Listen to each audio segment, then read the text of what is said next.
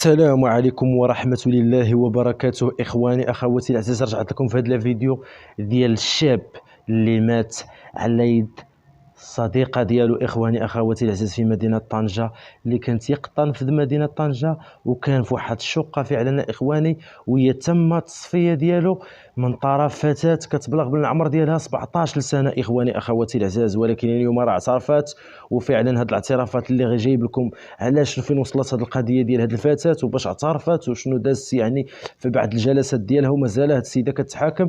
ولكن غادي نوضح لكم مجموعة الأمور في هاد القضية هذه. كنتمنى والاخوان تشاهدوا الفيديو من الاول حتى الاخر باش تفهموا كل هي حاجه. وكنقولوا يعني لا لاستغلال النفوذ، لا لاستغلال النفوذ. هادشي بهذه الطريقه كنقولوها، وركزوا معايا على هذه القضيه اللي كنقول لكم. يعني اخواني، كل كيعرف القضيه ديال انوار اللي مات في مدينه طنجه في واحد الشقه، يعني صفتها له الصديقه ديالو اللي كتبلغ من العمر ديالها 17 سنه.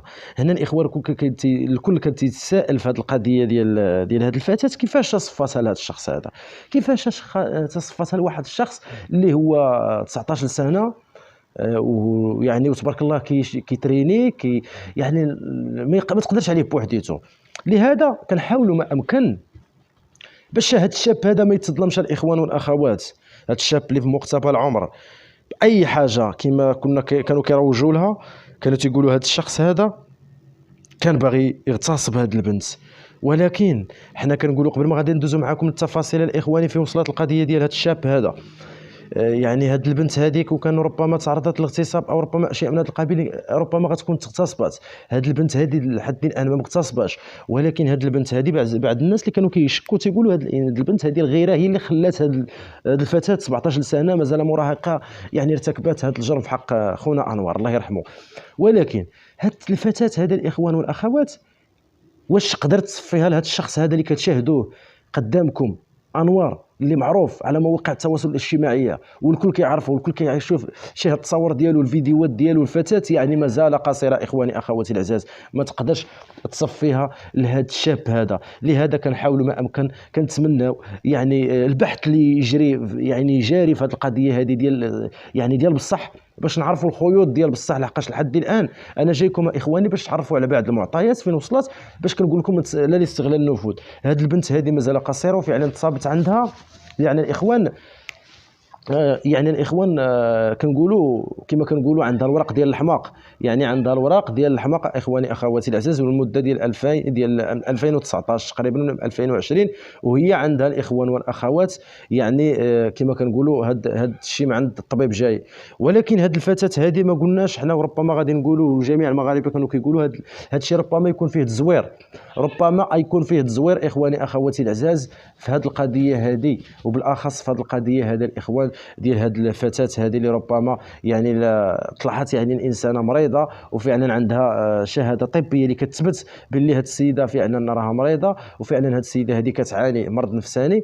يعني غيكون واحد العقوبه اللي هي خفيفه. رغم هذا الشيء الاخوان كامل كنقولوا ربما يكونوا ايادي اللي هما خافيه في هذه القضيه ديال هذه الفتاه اللي ربما يقولوا لها هذه المسائل، او ربما فلوس دارت في هذه القضيه. كنتمناو القضيه ديال خونا انوار ما تمشيش يعني الاخوان غير هكاك، ولكن كنطلبوا يعني يزيد يتعمق البحث في هذه القضيه، ونشوفوا بعض الاشخاص اللي ربما هي ما جبداتهمش. لحقاش هي باش قراتها الاخوان وباش يعني اخر مستجدات يعني كتقول الخال ديالها فعلا، الخال ديالها عاونها في اداه الجريمه، عاونها في بزاف د الحوايج. لحقاش بعض الناس راهم ما عارفينش الاخوان بعض النقاط اللي هما مهمين في هذه القضيه، كيفاش يتم التصفيه ديال هذا الشاب، وكيفاش يعني الاخوان والاخوات بزاف د الناس اللي ما عارفينش القضيه ديال كيفاش يعني مات انوار، وبطريقه اللي يعني دارت الفرار من ذاك المنزل اللي صفتها فيه الانوار وزيد. يعني هنا الاخوان كانت واحد الشخص اللي هو قريب لهذه البنت هذه، كيفاش يعني هز كيفاش خبى لها يعني اداه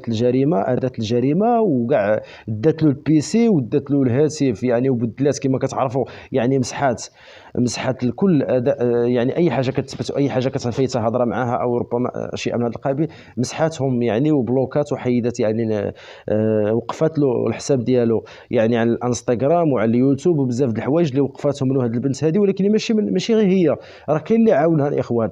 لهذا كنقولوا اقصى العقوبه لهذوك الاشخاص اللي فعلا لحقاش ما بلغوش بالجريمه، ما بلغوش بهذاك الشاب مسكين راه يعني توفى وربما عنده عائله، وربما هذا الشخص هذا اللي ما كيعرفوش راه 17 سنه الاخوان، وكان تيقرا في مدينه طنجه، هو ولد مدينه العرائش يعني، وكان تيقرا في طنجه مازال طالب، وتعرف ربما من خلال الفيديوهات ديالو يعني اللي هو معروف على تيك توك ومعروف على بزاف المواقع يعني، كان معروف مع البنات وهذا، وربما كان تيدير معاهم فيديوهات ديال التيك توك، وراكم عارفين تشطيح وزيد وزيد، الله يرحمه مسكين من هذا المنبر هذا، الله يرحم خونا انور. ولكن التصفيه ديالو، هذه الفتاه هذه اللي قالت هي انا تعرفت عليه في القهوه وفعلا مشيت معاه للدار، على يعني انسانه غاديه بيديها وبخاطرها للدار، وغاديه بخاطرها للدار وفي التالي صفتها له.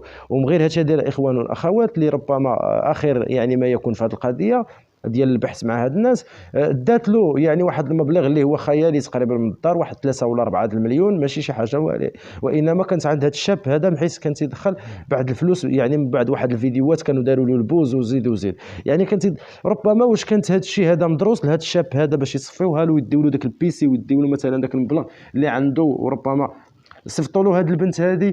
وكاينين ناس وحدين اخرين وراء هاد القضيه ديال خونا انوار. لهذا كنتمناو العداله يعني العداله لهاد الناس اللي فعلا قاموا، ولا اللي خبع، ولا اللي يعني دار تستر على الجريمه، ولا اللي قام بالجريمه يعني. كون هي فعلا كتقول لك تعرضت للاغتصاب، كنت مشات يعني ماشي اي وحده وماشي اي واحد يعني الاخوان ربما غيبغي يتعرض للاغتصاب او ربما اشياء من هذا القبيل غينوض يصفيها لواحد الشخص بدم بارد. لا، كاين القضاء ربما توصل ليه، ولكن ماشي توصل بك الدرجه يعني تصفيها له وتخليه في الدار يعني غارق في الدمايات، وتنوضي وتخرجي نتيا من مدينه يعني كما عرفنا من مدينه طنجه حتى لمدينه ربما مدينه شفشاون يعني، ربما كنتي مشيتي وكان تلاقاك الخال ديالك وخبع يعني ديك الاداه ديال الجريمه وزيد وزيد، وكنتي غسلتي الدار، وفاش كنتي كترتكبي الجريمه كنتي كتلقي الموسيقى يعني باش ما يسمعوكش الناس ديال الجيران وبزاف د الحوايج، وكان غدر